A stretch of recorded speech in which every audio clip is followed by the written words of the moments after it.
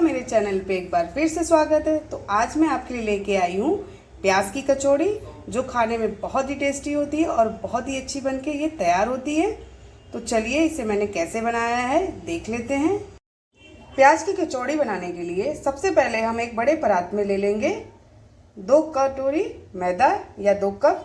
आप कोई भी कप या कटोरी मेजरमेंट के लिए ले सकते हैं। तो मैंने इस कटोरी से 1 कटोरी मैदा ले लिया है। अब इसी कटोरी से 1 कटोरी मैदा हम और ले लेते हैं।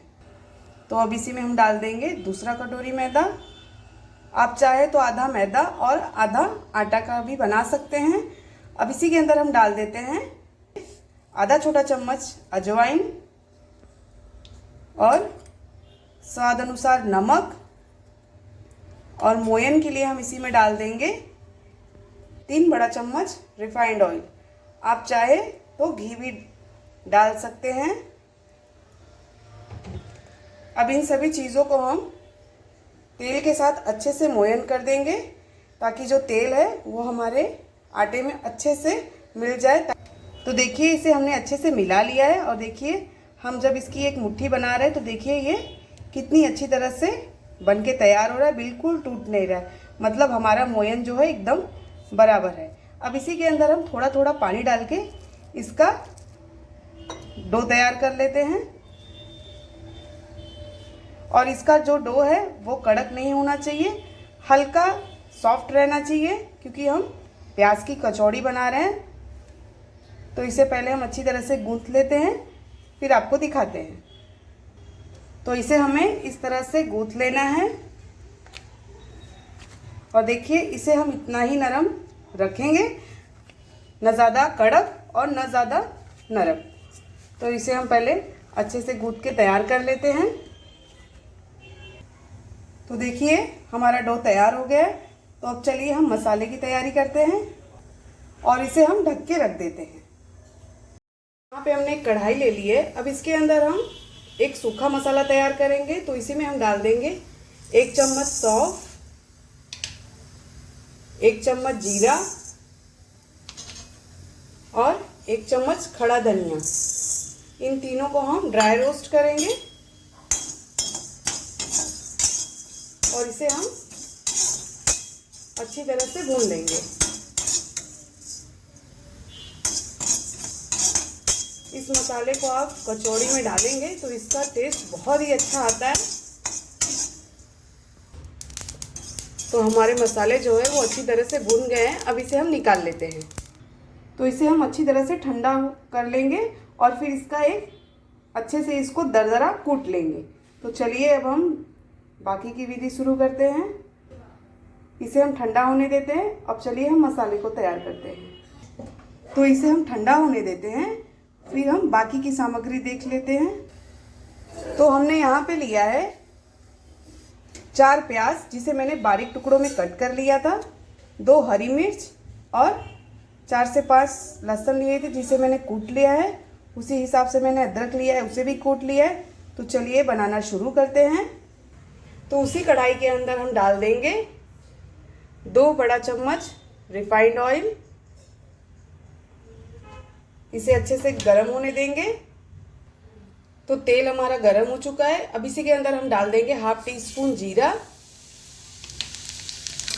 और इसी के अंदर हम डाल देंगे जो बाकी के प्याज हमने कट करके रखे हैं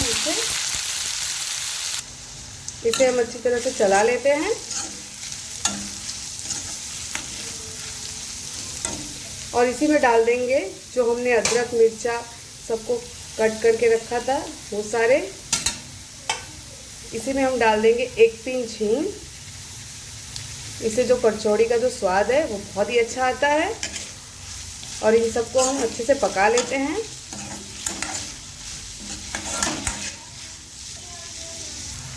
तो देखिए प्याज हमारे अच्छे से पक गए हैं।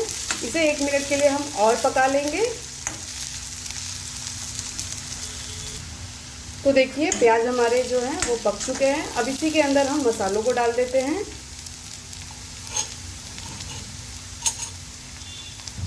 तो इसी के अंदर हम डाल देंगे आधा छोटा चम्मच हल्दी पाउडर, आधा छोटा चम्मच लाल मिर्च पाउडर, मिर्च आप अपने स्वाद के अनुसार से कम या ज़्यादा कर सकते हैं, क्योंकि हमने हरी मिर्च को भी काट के डाला है।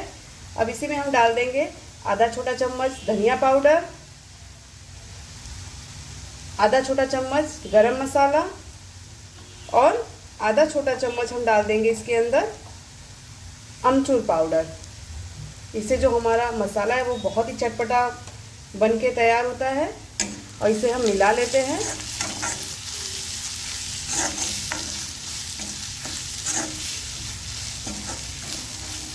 और अब इसी के अंदर हम डाल देंगे 2 बॉइल्ड आलू और उसे इस तरह से हम हाथों की सहायता से क्रश करके डालेंगे। तो इसी में हम एक और आलू को डाल देते हैं और जो हमने खड़े मसाले को कूट के रखा था उसे भी डाल देते हैं और इन सबको हम मिला लेते हैं।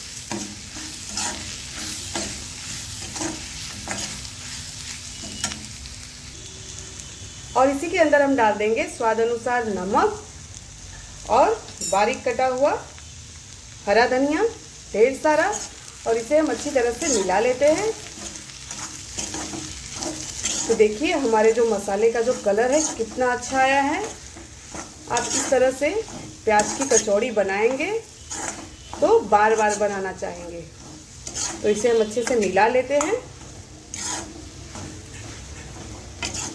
तो देखिए जो हमारा मसाला है वो बनके तैयार है। अब इसे हम एक प्लेट में निकाल लेते हैं और ठंडा कर लेते हैं। तो देखिए हमने अपनी स्टफिंग को एक कटोरी में निकाल लिया है और इसे ठंडा कर लिया है। तो चलिए अब हम कचौड़ी बनाना शुरू करते हैं।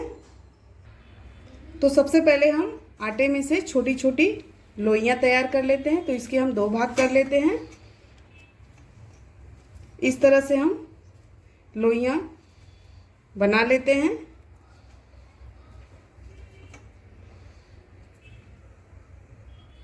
और इसे अच्छी तरह से चिकना कर लेते हैं। तो इतनी बड़ी लोइयां हम ले रहे हैं कचौड़ी बनाने के लिए। तो पहले हम सारी लोइयां तैयार कर लेते हैं, फिर आपको दिखाते हैं। तो देखिए हमने सारी लोइयां तैयार कर ली। अब ऐसे ही हम स्टफिंग को भी तैयार कर लेते हैं। तो जितनी हमने लोइयां बनाई हैं उतनी हम स्टफिंग के इस तरह से छोटे छोटे बॉल्स बना लेते हैं, ताकि उसे बनाने में आसानी रहे। तो इस तरह से हम बॉल बना के पहले तैयार कर लेते हैं। तो देखिए मैं इस साइज के बॉल बना के तैयार कर रही हूँ, फिर आपको दिखाते हैं। तो देखिए हमने सारे बॉल्स बना के तैयार कर लिए हैं। तो चलिए अब हम कचौड़ी बनाना शुरू करते हैं। तो यहाँ पे मैं एक लोई ले रही हूँ। इसे इस तरह से हम एक कटोरी का शेप देते जाएंगे, ऊपर की तरफ से प्रेस करते हुए इस तरह से हम बना लेंगे और एक बॉल लेके इसके अंदर हम इस तरह से दबाते हुए चारों तरफ से इसे अच्छी तरह से बंद कर लेंगे, ताकि ये कहीं से भी खुला न रहे। इस तरह से आप दबाते जाएं। देखिए इस तरह से आप दबा दबा के अंदर की तरफ प्रेस करते जाएं। तो देखिए हमारी एक प्याज की कचौड़ी बनके तैयार है। ये देखिए इस तरह से इसे हम दबा देंगे और इसे आप हाथों की सहायता से इस तरह से चपटा कर दें, या तो आप इसे बेलन से भी बेल सकते हैं। तो हम एक और आपको बना के दिखा देते हैं। आप इस तरफ से इसे दबाते जाएं और कटोरी का शेप देते जाएं। वापस से इसमें एक हमने स्टफिंग बनाया है आलू और प्याज का, उसे इसके अंदर अच्छे से डाल के इस तरह से घुमा घुमा के दबाते हुए इसे हम अच्छे से बंद कर लेंगे। तो देखिए इसे इस तरह से इसे दबा देंगे और इसे इस तरह से चारों तरफ घुमाते हुए। तो देखिए हमारी दूसरी कचौड़ी भी बनके तैयार है। तो इसी तरह से हम सारी कचौड़ियाँ पहले बना लेते हैं, फिर इन्हें हम फ्राई करते हैं। तो देखिए हमने सारी कचौड़ियाँ बना के तैयार कर ली हैं। तो चलिए अब इन्हें हम फ्राई कर लेते हैं। तो यहाँ पे मैंने कढ़ाई में तेल रख दिया है गरम होने के लिए। तेल हमारा अच्छे से गरम हो चुका है। अब हम एक एक कचौड़ी को फ्राई कर लेते हैं और इन्हें हम मीडियम फ्लेम पे ही फ्राई करेंगे, हाई फ्लेम पे नहीं, क्योंकि ये अच्छे से धीमी धीमी आंच पे ये कचौड़ियाँ पकनी चाहिए। तो देखिए यहाँ पे मैंने 3 कचौड़ियों को डाल दिया है। जब ये नीचे की तरफ से अच्छे से सिक जाएंगी फिर इन्हें हम पलटेंगे और गैस का फ्लेम हम मीडियम पे ही रखेंगे, ज़रा सा भी हाई पे नहीं रखेंगे। और इन्हें हम पलट पलट के अच्छी तरह से सेकेंगे। तो पहले ये नीचे की तरफ से हो जाए फिर इन्हें हम पलटेंगे। तो अब हम इन्हें पलट देते हैं। तो देखिए नीचे की तरफ से अच्छे से सीख गए हैं। तो इन्हें हम पलट पलट के अच्छा सा कलर आने तक फ्राई करेंगे और इन्हें हम मीडियम फ्लेम पे ही फ्राई करेंगे, हाई पे बिल्कुल नहीं तो ये ऊपर से पक जाएंगी और अंदर से कच्ची ही रहेंगी। तो देखिए हमारी कचौड़ियों को हमने अच्छे से पलट पलट के सेक लिया है और ये अब फ्राई हो चुकी हैं। तो अब हम इन्हें बाहर निकाल लेते हैं। देखिए इनका कलर कितना अच्छा आया है। अब एक एक करके हम सारी कचौड़ियों को बाहर निकाल लेते हैं। एक बार के बैच में 14 से 15 मिनट का समय लगता है इन्हें फ्राई होने में। ये देखिए ये कचौड़ियाँ अच्छे से पक चुकी, मतलब ये बहुत ही अच्छे से पक गई हैं। अब हम दूसरा बैच भी इसी तरह से फ्राई कर लेते हैं।